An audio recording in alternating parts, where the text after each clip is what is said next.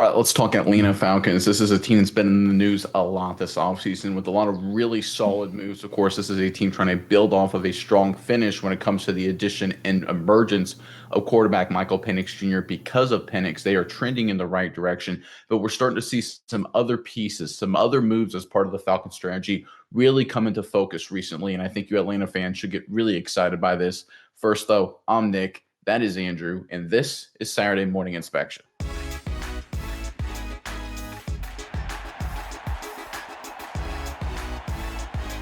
All right, the Atlanta Falcons over the past, I want to say, year and a half, when you go back to the 2024 NFL draft, they made some moves that people in the media were like, what are they thinking, right? Well, that doesn't make any sense. You go back to the selection of Michael Penix Jr., that looks to have been pretty smart for the Atlanta Falcons. They added Jalen Walker in the first round of the 2025 NFL draft, but then they moved back into the second half of the 2025 first round to select James Pierce Jr. out of Tennessee. A lot of people, the so-called smart people in the media, question the move, but now when you see some recent reporting and we've broken down some data, it looks like a great move and part of a really masterful strategy the Falcons are using. Let's pull up the report, then we'll get into that data I'm talking about on the other side. The report is courtesy of NBC Sports. Falcons defensive coordinator Jeff Ulbrich says rookie linebacker James Pierce has a combination of size and speed that you just don't see even among the NFL's most talented athletes. I remember that first time I met him, Ulbrich said via AtlantaFalcons.com. I was like, oh my God, this is not what I was expecting. To be that size, to have that sort of movement and speed, it's special. Ulbrich said there are a few 6'5" athletes who show the quickness that Pierce displays. Evaluating him, you see the speed, you see the explosion, the ability to bend and turn the corner tight, all the things great rushers have, but the movement is so exceptional at times, that speed, that you think he's 6'1" or 6'2", Ulbrich said. You think he is a smaller man because the movement is fantastic. So obviously, James Pierce Jr. is showing up and impressing everyone with his athleticism, his ability to use his incredible gifts, his speed, and all that kind of things. And that's all you can evaluate at this point. The pads haven't come on. But let me circle back to the Falcon strategy here, and then we can talk more about James Pierce Jr. Is if you go back to the 2024 NFL draft, everyone was saying the Atlanta Falcons need a defensive end. They need a playmaker. They need one of those freak athlete edge rushers. And everyone said, Jared Verse out of Florida State. You got to get Verse out of Florida State. Well, when you pull up and compare Verse's college numbers at FSU to James Pierce Jr.'s college numbers at Tennessee, I think the numbers look pretty favorable for the Falcons going Pierce Jr. versus Verse. Let's pull up our first chart here to highlight what I'm talking about. So this is Verse versus Pierce analytically, focusing on PFF numbers here. 2 years at Florida State for Jared Verse, 2022 through 2023. And then we've got 2 years at Tennessee when James Pierce Jr. was starting, 2023 to 2024. And you can see the overall grade in blue, run defense grade in red, pass rush grade in that yellowish goldish color. And you can see Pierce slightly better overall than Jared Verse, significantly better overall in run defense, and in terms of pass rush, they're identical, exactly the same. So the Atlanta Falcons, 1 year later, analytically got a better player in James Pierce Jr. And considering that Verse was in the ACC with Florida State and Pierce Jr. was in the SEC with Tennessee, I would make an argument there's a slight competition advantage. So you can make an argument here that based analytically, Pierce Jr. is a better player, better prospect. Let's go into our second graph. How about production here to highlight what I'm talking about? So again, this is Verse versus Pierce over those last 2 seasons. We've got the sack total in blue. Again, this is all courtesy of PFF. We've got pressures in red, and we've got stops in gold. And we can see it's a little close, right? They're basically neck and neck, but Pierce is slightly better, very slightly edges out Jared Verse in terms of production as well. So whether analytically or whether with production, James Pierce Jr. was better than Jared Verse coming out of school. The only question was, well, how good of an athlete, how will James Pierce Jr. look in terms of his frame, his athleticism, and all of that when he gets to the National Football League level? Well, you just heard Ulbrich's comments. They believe in the Atlanta that his athleticism absolutely translates. He looks absolutely incredible at this point, at this stage in the game. So what does this all mean? I think this is part of what the Falcons have done over the past 2 years. Just an incredible move, right? That people need to focus on. They selected Michael Penix Jr. in the first round, and a lot of people, a lot of the smart people, like we talk about, instead of getting Jared Verse. A lot of people said that's dumb. Well, look at that. The Falcons have their quarterback of the future. They selected Jalen Walker in the first round with their natural first round selection this year and said that's a good solid pick. And then when they traded back into the first round to pick James Pierce Jr., a lot of people are like, that's dumb. That doesn't make any sense. What are they doing in Atlanta?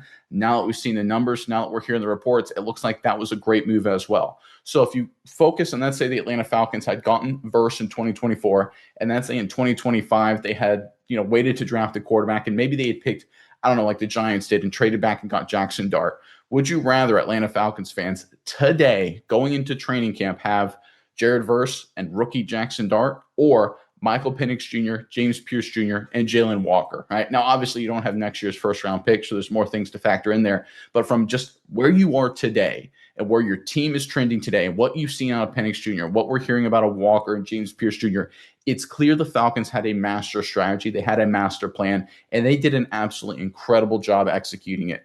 Look, a lot of people want to really crap on Atlanta and Terry Fontenot and Raheem Morrison sometimes. And look, sometimes it's deserved. But what we've seen over the past couple of years, specifically with their drafting and trade strategy, is that they made the logical moves. Get quarterback right first. That's more important than anything. And it looks like they did it. And now they've loaded up on their biggest weakness, edge rushing talent, and they've done it twice. Walker, Pierce Jr. look to be absolutely outstanding moves. And it looks like, again, just based on the data, that the one guy all the so-called experts felt Atlanta should have gotten, that's Jared Verse, they got an even better version in James Pierce Jr. Great sign for Atlanta going forward. Great job by the Atlanta Falcons. All right, Miles, I know you've got some thoughts on this, but first, Falcons fans, in the comment section below, obviously we're talking James Pierce Jr., we're talking Jared Verse, we're talking defensive ends, we're talking edge rushers. So I got a great question for you guys. Who, in your opinion, is the greatest edge rusher, pass rusher in Atlanta Falcons history? Now, me personally, I'm a Patrick Kearney guy myself, but you may go a different direction. There's a lot of different ways you can take this.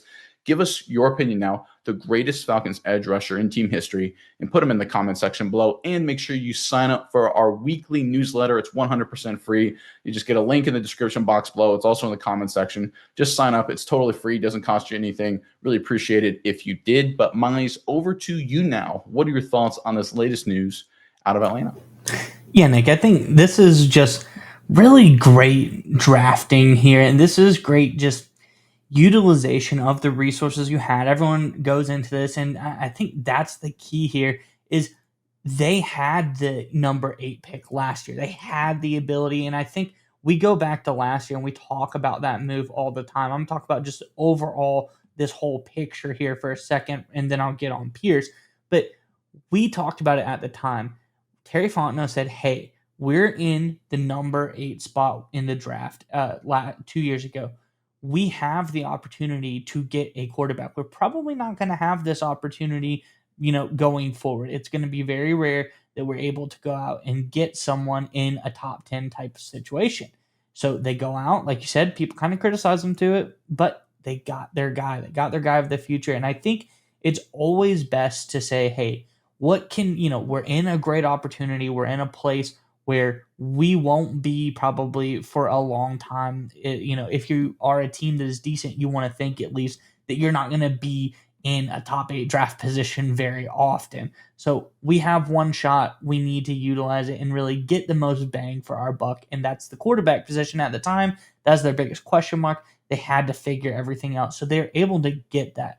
But for them then to turn around and bring in, they took a hit last season. Last season, they were one of the worst teams in the NFL when it comes to pass rush. There's only 2 teams worse than them. And also, they're pretty bad at tackling as well. Just overall, the team just needed a boost. But I'd rather be worse at pass rush and tackling. There's about, 10, 20 guys in every draft that you can get to help you at that position. There's hardly ever in any draft 1 or 2 quarterbacks that can come and help your team like the way that Michael Penix did. So I think this was a brilliant move by Fontenot and co. I think we're really starting to see the Falcons. They have a great vision. They're doing a lot of really good stuff.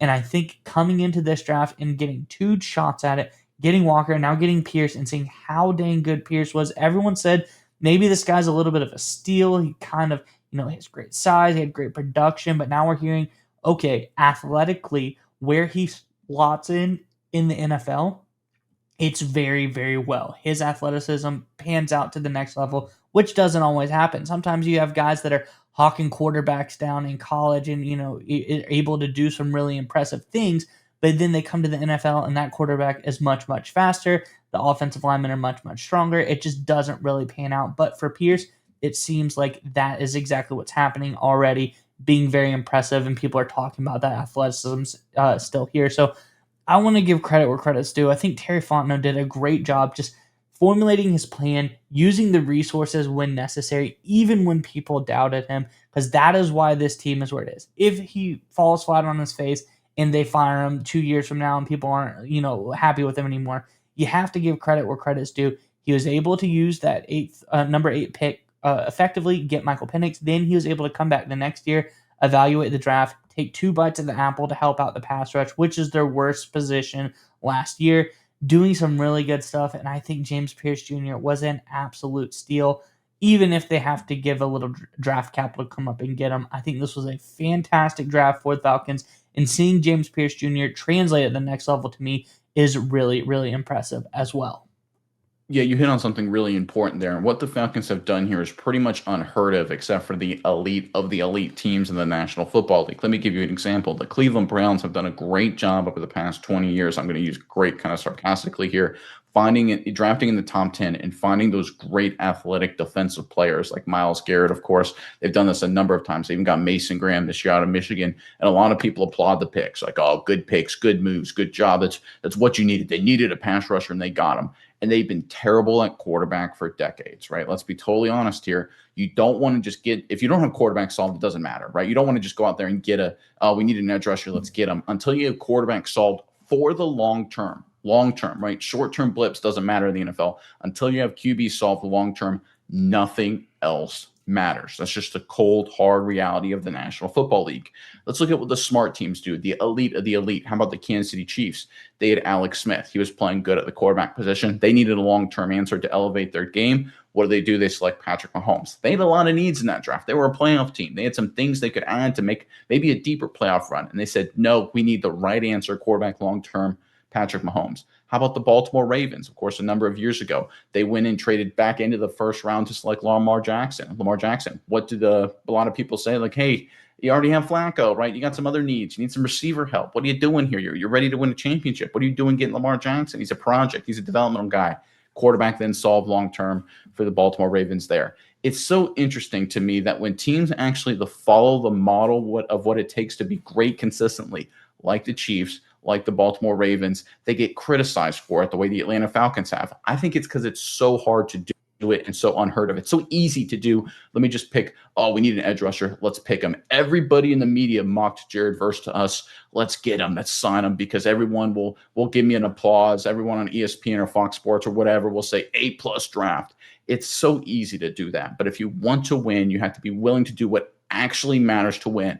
And that's get quarterback right long term. And let's make sure you find value in the draft after you get quarterback right. So they got Michael Penix Jr., check that box. And then in the second half of the first round in 2025, they realize, hey, the guy who's just as good as Jared Verse, maybe even better as a prospect, he's available. Let's go get him, pair him with Jalen Walker. Defense solved, right? Smart moves by the Atlanta Falcons. Again, imagine if the roles were reversed. Atlanta fans, would you rather have Jared Verse and Jackson Dart today? Or would you rather have, let's put Jalen Walker aside, would you rather have Michael Penix Jr. and James Pierce Jr. today?